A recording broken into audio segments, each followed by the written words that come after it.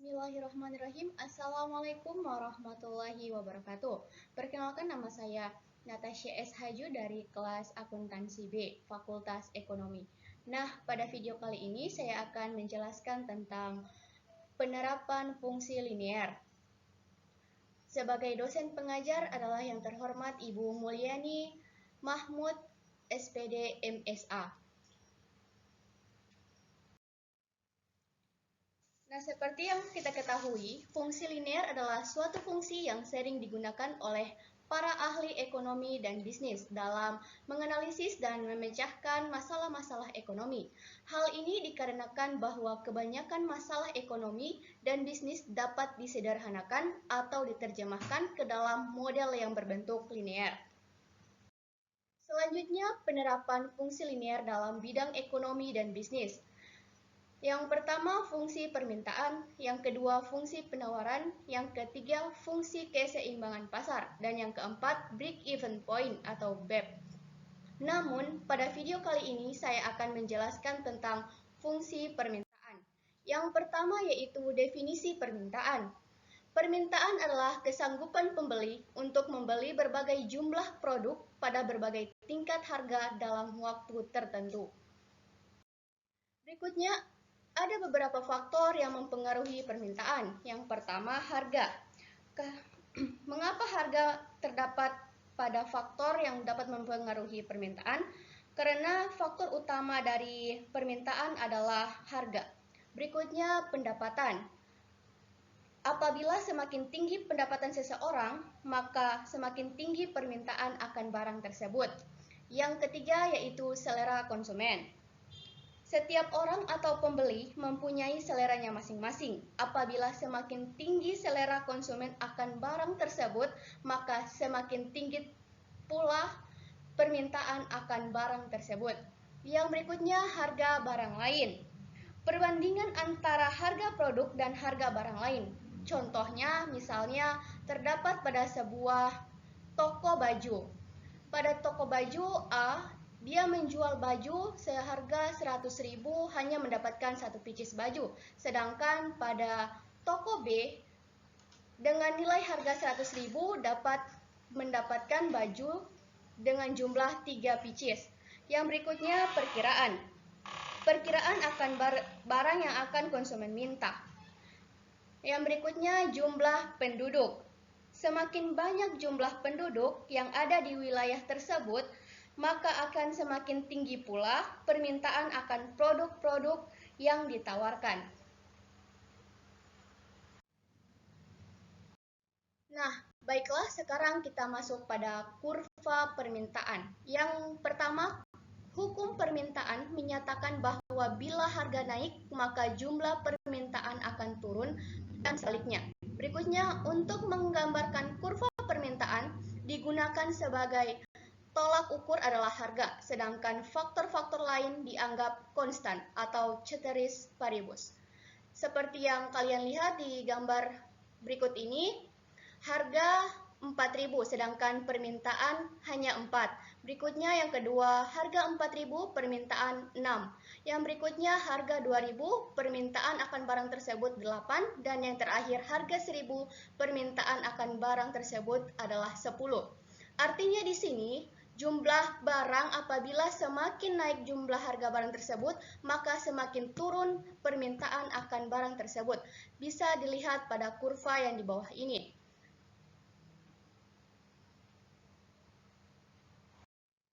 Nah, berikutnya kita masuk pada fungsi kurva permintaan.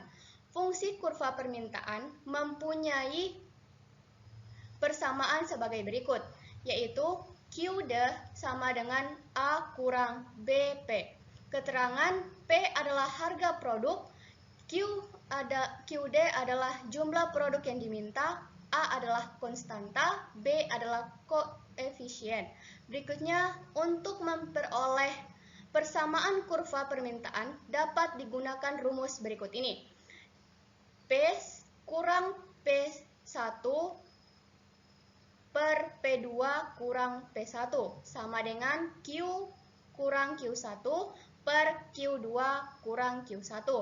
Keterangan P1 adalah harga mula-mula, P2 adalah harga setelah perubahan, Q1 adalah jumlah yang diminta mula-mula, dan Q2 adalah jumlah yang diminta setelah perubahan harga.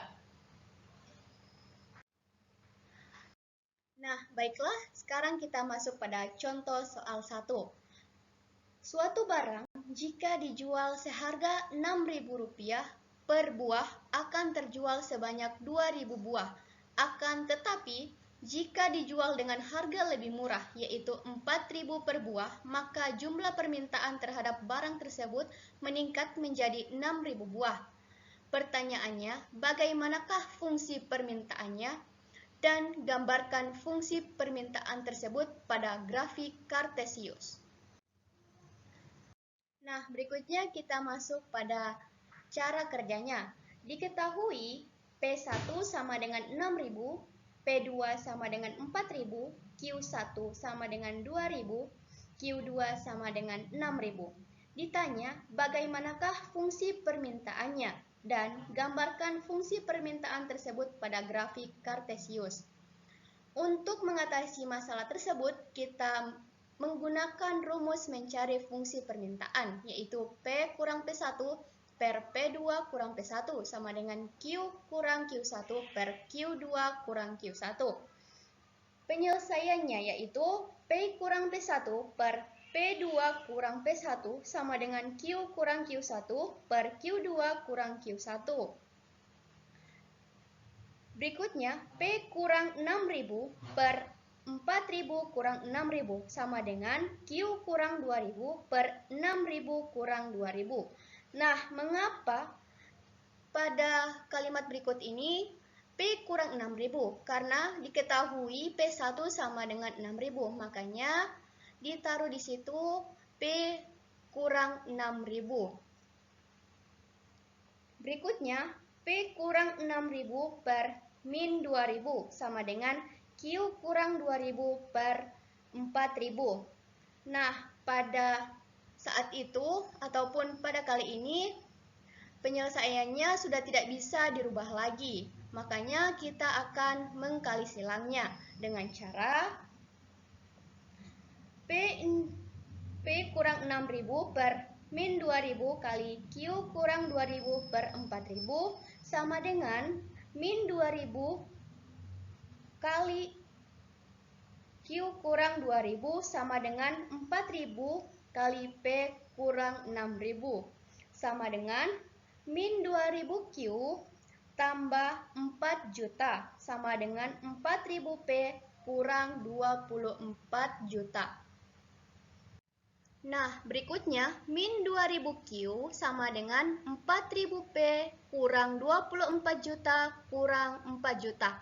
Nah, pasti teman-teman bertanya, kenapa di saat ini 4 jutanya sudah menjadi kurang? Karena di saat itu akan berpindah ruasnya dari tambah menjadi kurang. Berikutnya, min 2.000 Q sama dengan 4.000 P kurang 28 juta. Q sama dengan 4.000 P per 2.000 Q kurang 28 juta per min 2.000. Q sama dengan min 2P tambah 14.000 atau Q sama dengan 14.000 kurang 2P. Jadi, fungsi permintaannya adalah 14.000 kurang 2P. Nah, berikutnya kita akan mencari titik potong. Yang pertama, jika P sama dengan 0, maka Q sama dengan 14.000 kurang 2P. Q sama dengan 14.000 kurang 2 kali 0. P-nya diganti dengan 0. Q sama dengan 14.000 kurang 0. Q sama dengan 14.000, jadi titik potong sumbu Q 14.000, 0. Yang kedua, jika Q sama dengan P, maka Q sama dengan 14.000 kurang 2P. 0 sama dengan 14.000 kurang 2P. 2P sama dengan 14.000 kurang 0. Itu yang dinamakan pindah ruas. Berikutnya, P sama dengan 14.000 per 2. P sama dengan 7.000. Jadi titik potong sumbu P adalah 0,7.000.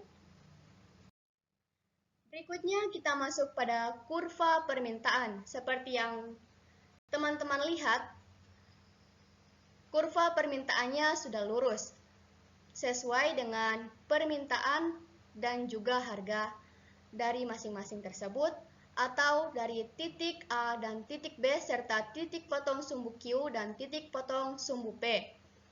Titik A, Q1, P1 sama dengan 2.000, 6.000. Titik B, Q2, P2 sama dengan 6.000, 4.000. Berikutnya, titik potong sumbu Q 14.000, 0. Titik potong sumbu P 0,7.000. Selanjutnya kita masuk pada contoh soal kedua. Permintaan suatu barang sebanyak 5.000 buah pada saat harganya 40.000. Apabila setiap kenaikan harga sebesar 1.600 akan menyebabkan jumlah permintaan mengalami penurunan sebesar 200. Bagaimana fungsi permintaannya? Dan gambarkan fungsi permintaan tersebut pada grafik Kartesius. Nah, sekarang kita masuk pada cara kerjanya.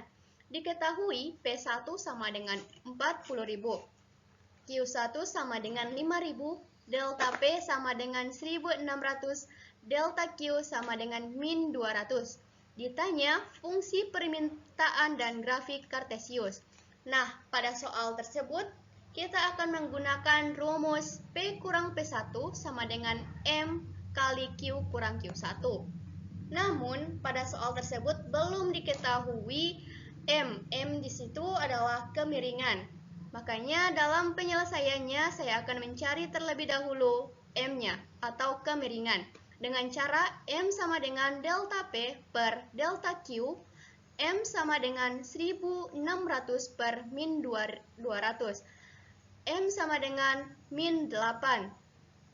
Berikutnya, P kurang P1 sama dengan M kali Q kurang Q1. P kurang 40.000 sama dengan min 8 kali Q kurang 5.000.